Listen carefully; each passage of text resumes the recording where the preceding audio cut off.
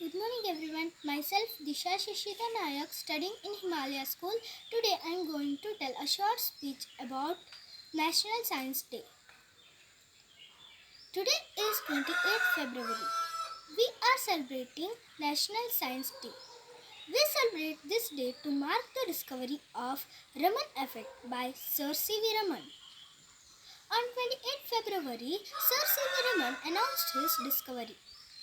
For his discovery, he was awarded the Nobel Prize in Physics in 1930. He was the first Indian and Asian to receive the Nobel Prize in the field of science.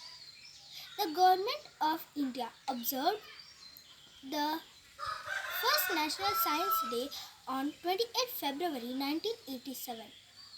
By celebrating this day as National Science Day, we show our respect to Sir C.V. Raman. Thank you.